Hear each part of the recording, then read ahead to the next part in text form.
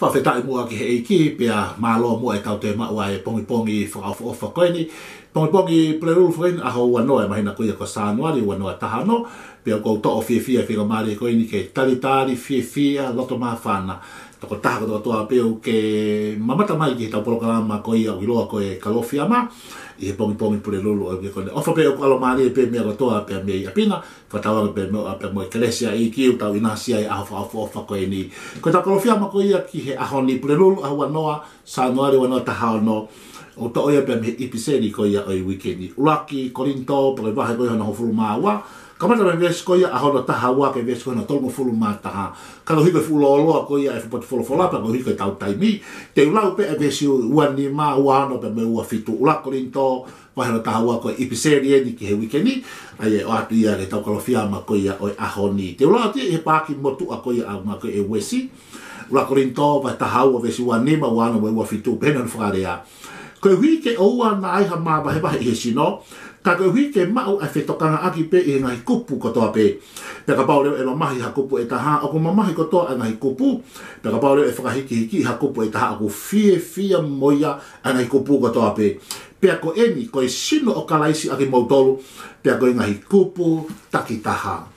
Koe kawenga e tau Kalofiama koe aki he ahoni o pena no whakarea, koe toko taha kotoa pe, o ki ai ho mahu'inga. Koe ngahi kupu kotoa pe i he sino o gai hono mahu'inga. Pera whakakau ia o ahoni. Koe toko taha kotoa pe o gai hono mahu'inga. Kokoe o gai hono mahu'inga. He kokoe koe kupu koe koe pāti koe o sino hamai koe ia o kalaisi. Pako hiko i kupu koe o sino hamai o kalaisi. Kokoe o gai fu mahu'inga lahi pe uke ma onga i ao koe ia e Otua. Ko tala noa maari mo ni ngaki apostolo ko Paula ia ulaki Kolinito pa vahe hono ngofulu maua. Tala noa maari e mori kone hanga he apostolo o fatu hawhaka kau. Kone whenga ke whau taha mai e sias koe o Kolinito i he lau maari o wawonga taha pe koe unity pe koe spirit of oneness. Loto taha lau maari taha pe koe ngau e whakataha. Mana tui whako sias koe o Kolinito ko sias e nai maa bahe ne whakakulupu. Tamai kau tamoe ko mautoli ko Paula. Tamai kau tamoe ko mautoli a Apos. Tamai kau tamoe ko mautoli a Kifasi. Pia nai whakakulupu whakakau keini maa bahe e siasi. Ka hangare bahe apostolo ko Paula o whate whakakau koen. Ko le whenga ke o mai e siasi ke lau maari o wawonga taha. Lau maari o whau taha. Pia hangare bahe Paula o ne hanga o ngake whakakau koen ko tau sino. Kapau tika tuki lau me vesi mo tahawa, ali fwai ke vesi mo tau taha. Ai ka osi ai wahe tahawa ula Kolinito. Pea ai Paula, mo sio ki fwai whakatata ko tau sino. Ko tau sino, ku taha pe ho tau sino. Ka aku lahi au pito ngahi kupu ngahi memi pa ho tau sino koe nima, koe wae, koe mata, koe iu, koe te ringa, koe mafu, koe kofua, koe hafua, ngahi kongkonga i loto, o puria. Pea ngahi kongkonga lau haa koe ki tua. Ai koe ngake ngahi memi pa i ho tau sino, ku lahi, ko sino ia ku taha pe. Ka aku lahi au pito ngahi kupu ngahi memi pa. Pa pia lewa apostolo. O ku kehe au pito ngahi kupu ngahi memi pa koe o sino. Pia te kehe ho nau whatongia. Ka aku nau whaita tahi whai mea ta aku nau contribute ki loto ke benefit ai sino koe ia. Ho tau sino tau taha. Hane koe ni, o ku kehe au pito ni maa pa mihe vai. O ku kehe ihu pa mihe teringa, moe mata, Mo ngai kupuka o kehe apito ai mafu ko ate ko kofua o kehe apito. Ko hui ko nau kehe pe ho nau whatongia. Kehe ho nau ngafa. Ka koe nau ngau whai o nau luku mai. O e nau contribute ki loto. Ko e foi benefit pe ko foi lelei ko ia ko lelei ia ke sino. Ma tu ngā ko e Paula ia o Kolinito taha foi ia ko edify Ko edify ko to build up Ai ke ngai luku ko ai ko toko lima e nima ke sino ko toko lima kau ai ko ihu ko te ringa ko mafu ko ate ko fua ko ha fu nai ko to sino. O ke na luku hanga pe ko ta finga ki luku fa ha we mo lu ha we sapasu ha we mo ika O ta luku mai ta contribute mai ki loto. Pea koe fo i lelei whakaluku fo o hanga ia langa hake ai e sino. Taha pe sino, ka ulahe ngai kupu. Aka whenga Paula ke mahino ke sias koe o Kolinito. Aku taha pe Otua. Aku taha pe me lau maari, aku taha pe Egipta, aku taha pe ai papi taiso. Koe umea kato, aku taha pe ia. Ka aku lahi ai ngai kupu, O koe kau apostol, o koe kau palofita, o koe kau tiko, o koe kau ha. O kehe au pito ai ngai kupu, ngai bebi pa. Pea toi kehe me ngai whatongia. Ka hono mo o ni neo o nau kehe. Ka au nau tokoni ko toa pepe ki loto. ke aonga pe to benefit e ki sias ko ya o e ki ko siasi ko sino ha mai ko fe sino ta pe ka gulahi a pito ngai kupu ngai baby pa ka ke ai ngau e tama ko me ngau e tama ko ka ko na tokoni ke langa e sias ko ya o Otua ko na ves ko na ku la wani ma wana wa fitu o pe e Paula ku ta pe sino ka gulahi ai ngai kupu ka pe fe hoko taki ai a join in ai kupu ko pa ko hito foi join in ko ya ka la me ha kupu ta bo ngo to ngai kupu pa pa fa hiki ha kupu ta o ka nga fi fa ta nga ha ku connect o connect ai ulu ke kia a foi ke ni ma ba ai o fe hoko taki ngai kupu ko ya o fa o to e foi sino peta ai ko fa ta nga ke polo ta o sino ke si ki fa ta nga ya ne ko tau sino o gai ngahi baby pala lahi so mai ke ni ma ko va ko ngai fu konko la lahi sino o gai fangi baby pa yo wiki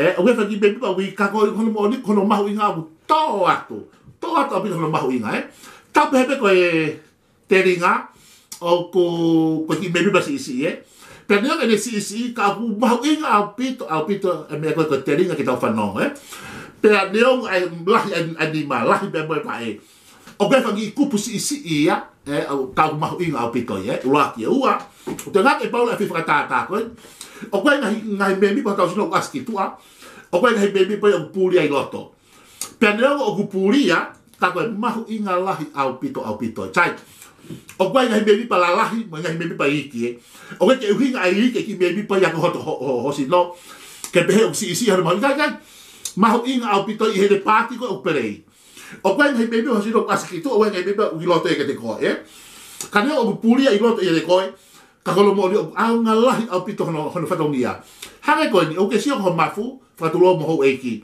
o ke sio ke ate o ke sio ke o ke sio ko mama o ke sio ko kofua o ke sio ke kalava i kai ko ngai me puri ko i loto e te ko penio o puri ansin ka kono mo o ke si hono aunga he ko ta po ki lahi me fa kolo ne o si ai hu ne o ni si pero ki foi pero ki mata o ne o si ne o ni si kai lahi ho va o ke uhi ni si ai mata ke pe o si no ma inga lahi au pitoi he ko tai mo to ai ko mata o ke to ki ku ai ko fa ofa mon ho ta fa to ki mai no ke si no ai au nga lahi ko ai mata ko tai mi o to ai ho teringa ko ai fa ofa te feinga ke ta no tu ta mai o ke fa no ko ki hame ka pa to i hu ke mi si ta o ia we ho ha o feta kai he fu o tai ke ta me ko i fo at ko fu o tai kai e wi ko ia ko o si tai fu ke na mu e ko ia feta kai ko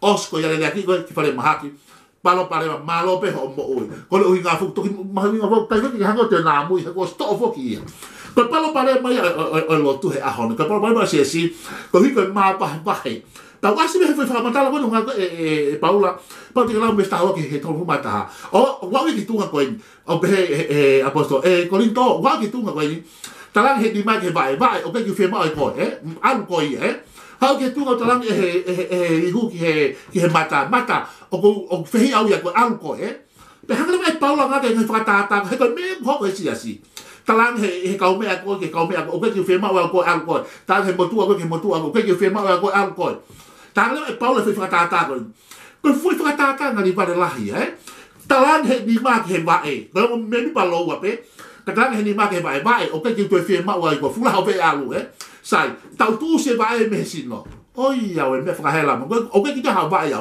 o poli o henti ke pe sino ko ya vai ko ita ya ni mai talang ni mai ke vai ke alu ta tu se fa hela la ko fica que fa sio ma sariote que fa he kai ko pe te fa sio ha tota que ha te que fu la mo de fa hela he ko ha ko mo fu ke vai o wa si así que tu nga pe ko hi ko ma ko a Kolinito o wa que tu nga talang he ka me o que ma fi ma tol ko o ma fi ya te ko pe mo o ko que me ko ta ko me ko pero apostol ta pa ti ta o mai a pala que sino ko ita pe ai te ringa i he mata ko ye mo te fe ma to fu la a pito si o ko vi o que fe ma ai ko sai to e mata i me sino man ko te me to e mata ke fa fa mo ho alu kui hu ma to ha mea ko fu por mala hi mon ke ta le Paula Kolinito ko me yo ho si asi Koe wā koe whamiri koe whamiri, koe wā koe whirimotua koe whirimotua, koe motua koe motua. Pa wau ke tunga tang au koe, kai mo whimai mau tolu koe koe hae. Pa mea reo koe koe pōri o rewa ai siasi, henti kepi. He kuinga koe mea mipa koe toko toa pe, o ki ai ho aonga, o ki ai ho mahu'inga. O koe fu mea mipa la lahi, pa wefa ki mea mipa iki. Pe neng ho iki, ka koe ke si ai ho aonga. O koe fu mea mipa asi mai, wega mea mipa koe ke iloa. Kau fai fe kau piso pe, se tua tāton fe kau koe kau taki. O na wasi na doka ku me pa la. O ke ki me pa i o ke si kau matu kau tangata e. O si ni hello tu. O ki ka ki na wasi na to ha me hala pale. Ka kai tapo ki mon. Ko misinare, ko whakaafe. Ko si ka kai lotu hufia. Ko na ufan to fu aki ke he atu i. Hani no be ko sino o ku ke si hata ko mafu masi. Ke si hata ko fua Ne o ke asime ki tu hani ko asime ni ma mo ba Ka koe ao ngā lahi moni ho kofua ke te koe. Koe ao ngā lahi moni ho mafu ke te koe. Paka po e tō ho mafu, masi. Ko ho ose au pitoi. Ai koe ngā tēnei mea mipa koe te koe toa peho sino. Mi o tumu aki uluko au vai. Oku ao ngā lahi. Koe louhi nima, koe louhi wae. Koe fulfului ulu. Koe tapa koe toa pena e tisaini o tua pefe. Pe ao ngā lahi ki mea mipa ku. Ao ngā louhi tuhu. Koe taipe ku moto hafo i tu e ta masi. Koe ongo lahi atu. Tana e whau ki tau te o tua ke complete, Pe au mai ki tau tōru, o tau kehe pe ki tau tōru, Ko unity in diversity, o tau kehe pe ki tau tōru. Ka kono moni o tau hao ngau e whakatafu the benefit e sino kalaisi. Tau ngātele mai paula whakakau ho tau sino ke sino ko ia siasi. Ko toko taha ko toa pe o biaho mahu'inga. Ka unga kalistiane, o ke mahu'inga ke siasi Otua. Toko ua pe matua whine o ke mahu'inga la ke ao Otua. O koe ho pāti ke pelei. O koe e rea, mahalo peke tō taha hiwa, tō taha tā mea rea. Mahalo peke tō taha malanga, koe mahalo peke tō taha koe fuaki, mahalo peke tō taha ka whakakau mea. O ki ai pe pāti i sino o kalaisi, o ki ai ho aonga pe wia ho taha poki lahi ai. Peka taibu whiha ko take e ngai kupu ko toa pe. Hange ko whelawe i ai ba e, alimu ke he nima. Alimu ke he mata ke hiu. O wia whelawe, join in ki tau tō. Peka connect ki tau tō ke sino ko ia o kalaisi. Peka marewa e ha apostole ngai besko na kula uano. Ka lawe ha kupu e taha kuongo ko toke ngahi kupu. Ka tu hoku vai ia fo i whao. O kuongo e fo i neawe, o keke. Kuinga o lawea, o kuongo ke ngahi kupu, Koe porpale mako o ahoni. Koe tai mua hoko asi a mea ki hataha, ka whaamiri. Pe ua ha whainga tā ia, pe ka porpale. Pe ka whainga, pe ka mate, pe ka whatu tā mate, pe koe mahi whakasino ho ka taha, Koe mere o kata si, Kata, sai au pito, sai koe angai, koe nau rea mai whoki a te au. So ko nau sio peke meru. O ke pehesi no kalaisi. Lawe a whakataha, tangi whakataha mui tō utangi, pere whia whakataha mui tō whia. Lawe si ve whanau hi whanau whia, whawhetai ki hei ki. Lawe hanau pepa no whonua, whakataha hanau whakatau whia. Lawe hataha, whale mahaki, puke pe, whatu tāma pe, umate hataha tau, kau ngā lawe whakataha, tau tangi whakataha mui. Koe hano hi ngā o tau kone whakataha ki tau tohe sino o kalaisi. Koe siasi o tonu ke uo kataha. Peloto taha. Koe palo palo lahi kua helo tue aho nia mea koe mawahe. Mo vete. Koe mawahe ati o fotu e mea. Mawahe fotu. O mo vete SS. Koe mea hoko koe i Kolinito. Koe ki grupa a Paulo, koe grupa a Apolos, koe grupa a Kifasi. Tanga i Paula. Tupu au pito e me lau noa. He whamatala Paula ula Kolinito me hano tolu. Tanga i Paula. Naku tō e au fui Apolos. Ka koe increase koe tupu SS. Koe Otua. Peo pehere mai Paula. Oki kai koe tamana e tō. Koe tamana e fui. Ka koe Otua. It's all about him. It's all about God. Koe Otua pe. Whawhetai kei o biahi ngai tare nit ke te koe. Mahalo pe koe piso pe koe toni hei kau koe. Mahalo pe koe totaha se tuata koe. Koe haho tau ngai kif kehe. Hane pe koe kehe ani ma moi wae moi mata moi hafo. Kehe ho tau whatongia. Kau tau contribute ko tau pe tau ke sino kalaisi. Pe koe sino tapo siso i tau mua ke tau edify. Ta ke tau langa e pure anga o oku ke mahu'inga i a Otua. Koe ki i kupu, koe ki i memipa, koe neo o ke si. Pe koe ke asi mai koe ki i tua ke papuliki. Tala atu o mahu'inga lahi au pito koe. I sino kalaisi he a Otua. Tau tu whakataha. Pa tau langa e pure anga e Otua. He koe ho mahu'inga i hono a. Ta mai koe ulotia ke a Fiona. Ke whai tau pekine. Toko taha kotoa pe tumu ke mahu'ilo. O ku taha pe e sino ka ku lahe ngai memipa. Pe o kehe ngai memipa. O kehe mau whatongia. Tau taha pe mau sia te wholau koe mau langa. Edify and build up a siaspe a Fiona. Perché ta pekina ki mau tumu ki mahoko ngai memipa ta kwaki. Ia sino hama ia sisu klais ko alo. Pero ia mo whaka mo ui. Amen.